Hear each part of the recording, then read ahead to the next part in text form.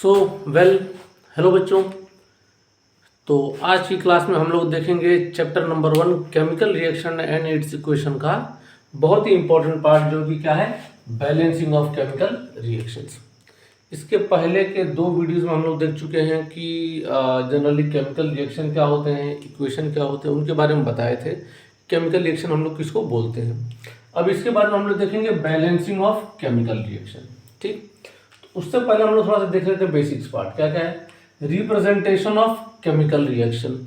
तो बोलेंगे sir representation क्या होता है। देखो, रिप्रेजेंटेशन का मतलब होता है कि जो भी केमिकल रिएक्शन उसको कैसे हम लोग रिप्रेजेंट करते हैं। मतलब क्या हो जाएगा, 2 फॉर्म में इसको दिखाने का। एक होता है वर्ड इक्वेशन और दूसरा होता है केमिकल इक्वेशन। केमिकल इक्वेशन को हम लोग क्या बोलते हैं, शॉर्ट हैंड मेथड बोलते हैं। ठीक है, बोलेंगे सर दोनों में डिफरेंस क्या है। तो देखो, दोनों में एक सिंपल सा डिफरेंस है। फॉर एग्जाम्पल अगर मैं यही लिख दे रहा हूँ क्या, zinc plus sulphuric acid plus gives out zinc sulphate plus hydrogen gas. ठीक है, तो ये हमारा वर्ड इक्वेशन के फॉर्म में हो गया है। क्या है, वर्ड इक्वेशन।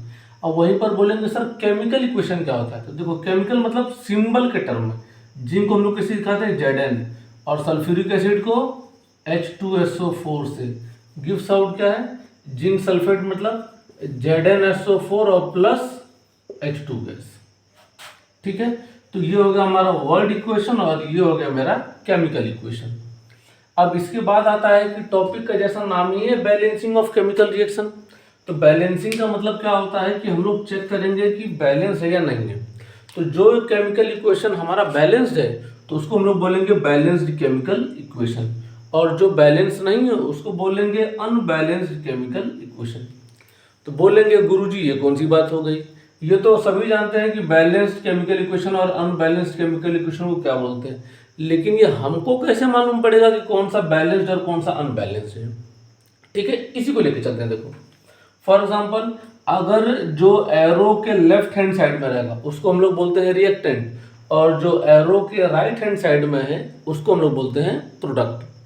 अगर रिएक्टेंट के number of elements will be equal to number of atoms in product, अगर दोनों इक्वल हो गए तो क्या हो जाएगा, बैलेंस्ड, और दोनों इक्वल नहीं है तो क्या हो जाएगा, अनबैलेंस्ड केमिकल इक्वेशन। ठीक है, तो अब इसको मैं थोड़ा नीचे वाले पार्ट को इरेज कर देता हूं। ठीक है, हाँ देखो, तो यहाँ क्या हो जाएगा, देखो एक जिंक, हाइड्रोजन यहाँ कितने हैं, 2 है। देखो एक बात ध्यान रखना, यहाँ कुछ नहीं तो मतलब 1 है। ये जो 1 रहेगा स्टैइकोमेट्रिक, ये हर एक के साथ मल्टीपल रहता है। मतलब ये 2 1 जा 2, यहाँ कुछ नहीं तो मतलब 1 1 जा 1, यहाँ कुछ नहीं मतलब 1 4 जा 4। ठीक है, ऐसे मल्टीप्लाई। अगर यहाँ 2 रहता, 2 2 जा 4 हाइड्रोजन, 2 1 जा 2, 2 4 जा 8 ऑक्सीजन, ऐसे काउंट करते हैं। तो अब देखो क्या हो जाएगा, यहाँ एक जिंक, यहाँ हाइड्रोजन 2 है, यहाँ हाइड्रोजन 2 1 जा 2 है, यहाँ सल्फर 1 है, यहाँ भी सल्फर 1 है, ऑक्सीजन 4 है, ऑक्सीजन 4 है। तो बोलेंगे सर जी ये तो बैलेंस्ड है। दोनों तरफ कैसे मालूम पड़ा, दोनों तरफ रिएक्टेंट में जितने नंबर ऑफ एटम्स है उतने ही नंबर ऑफ एटम्स प्रोडक्ट में भी हैं। ठीक है, तो अब इसको थोड़ा सा हम लोग क्या करते हैं, अपग्रेडेड वर्जन में देख लेते हैं। मतलब कि इसको मिटा दे रहा हूं, मतलब कि थोड़ा क्वेश्चन लगा के हम लोग देखते हैं। ठीक है, इसको मैं हटा दे रहा हूं। तो अब देखो, अब क्या करते हैं हम लोग, क्वेश्चन में क्या लगाते हैं, क्या लें। चलो एनसीईआरटी का ही फेमस क्वेश्चन ले लेते हैं। आयरन प्लस वाटर यानी कि स्टेम गिव्स आउट, क्या हो जाएगा, ये गिव्स आउट मैग्नेटिक ऑक्साइड, इसको बोलते हैं Fe3O4 और प्लस हाइड्रोजन गैस। बोला कि सर ये पहले चेक करो बैलेंस है कि अनबैलेंस है, तो देखते ही मालूम पड़ जाएगा। बोलेंगे सर यहाँ 1 आयरन है, यहाँ 3 आयरन है, तो ये कैसे हो गया। तो देखो अब एक काम करो ना कि बैलेंसिंग के लिए हम लोग क्या यूज करते हैं, हिट एंड ट्रायल मेथड। बोलेंगे कि गुरुजी ये क्या है, हिट एंड ट्रायल मेथड। हम बोलेंगे बच्चा लोग कुछ नहीं, देखो बहुत सिंपल बात है। आप लोग क्लास में जाते हैं, अगर सपोज दैट कि क्लास में कोई नया बच्चा आया तो ये चेक करना है कि उसका नेचर कैसा है। तो हम लोग क्या करते हैं, कुछ नहीं होगा तो थोड़ा सा उसको मान लो कि पीछे से कोई टपली मार दिया, तो मार दी तो अगर पहले बार में आपको दोबारा एक लपड़ मार दिया तो भाई सामने वाला बहुत गुस्से वाला है। और अगर नहीं मारा, आप बार बार उसको मारते जा रहे हो, कुछ नहीं कर रहा है, तो इसका मतलब क्या है, वो बच्चा थोड़ा सा शांत स्वभाव का, सीधा स्वभाव का है। तो वैसे ही हम लोग भी यहाँ क्या करते हैं, हिट करते हैं, मतलब मारेंगे उसको, ठीक है, मारेंगे और फिर चेक करेंगे, हिट एंड ट्राई। तो इसीलिए क्या बोलते हैं, हिट एंड ट्रायल मेथड, ठीक है। तो क्वेश्चन को देखो, ये क्वेश्चन हो गया। अब हिट एंड ट्रायल मेथड में हम लोग आते हैं कैसे करते हैं। तो देखो सबसे पहले एक सिंपल क्या ना, टेबल बनाओ। टेबल में क्या लेंगे, यहाँ पर ले लेते हैं एलिमेंट, ठीक है। दूसरे कॉलम में क्या ले लेते हैं, यहाँ ले लेते हैं LHS, या फिर इसी को हम लोग दूसरे टर्म में क्या बोलेंगे, रिएक्टेंट बोलेंगे। सर LHS कहाँ से, ये एरो इसके इधर लेफ्ट, इसके उधर राइट, ये हमारा बॉर्डर है।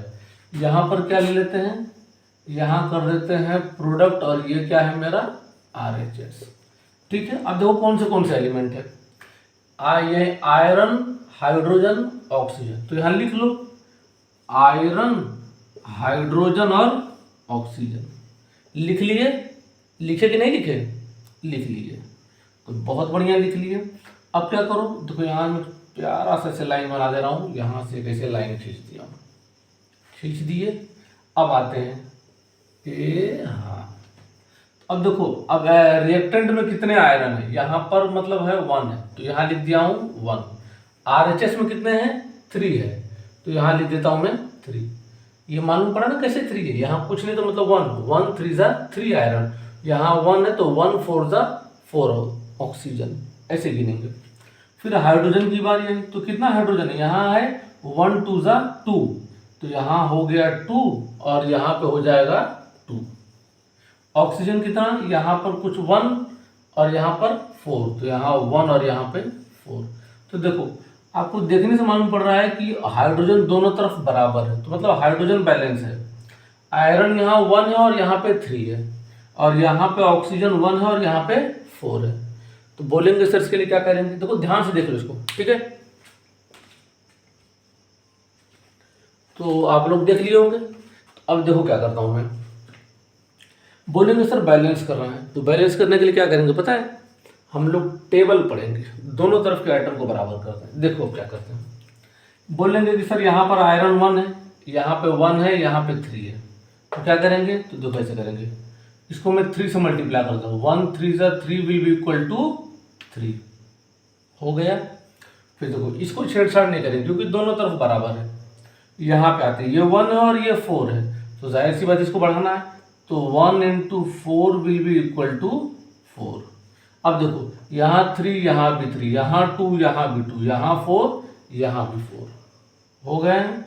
अब देखो क्या करते हैं हम लोग, आयरन को यहाँ पर क्या करना है, लेफ्ट हैंड साइड में, देखो यहाँ जो मल्टीपल कितना ये 3 किए हैं, तो चलो मैं यहाँ 3 लिख दे रहा हूँ, लिख दिया हूँ 3, ठीक है। अब यहाँ पर हाइड्रोजन की केस में कुछ नहीं करना है, अब उसको इसी रहने दो, ठीक है।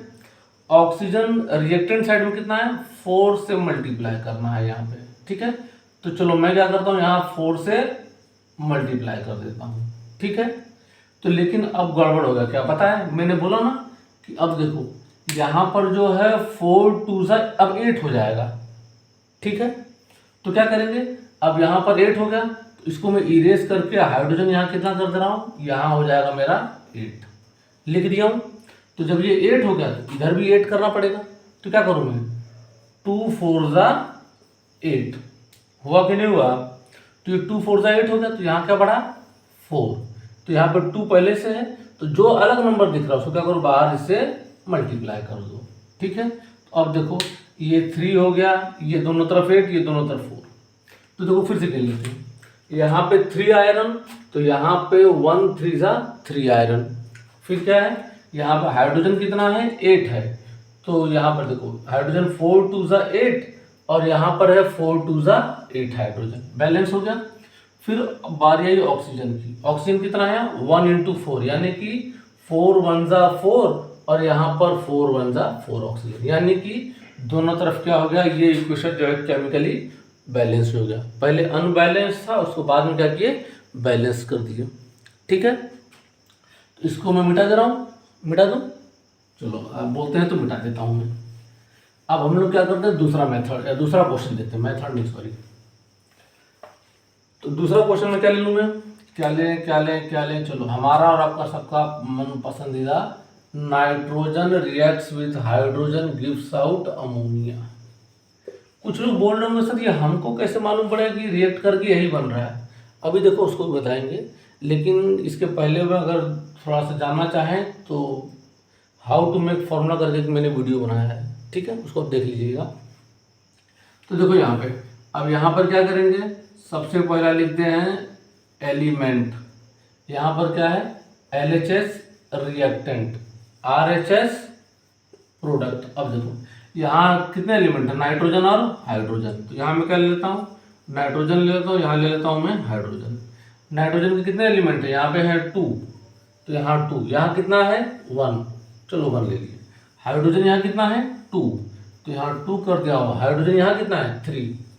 अब यहाँ पर मसला थोड़ा फंस गया। अब देखो क्या हो जाएगा, मान लो यहाँ 2 है, तो ये दोनों तरफ 2 होना चाहिए तभी बैलेंस होगा। तो क्या करता हूँ 1 into 2 will be equal to 2, हो गया, ठीक है।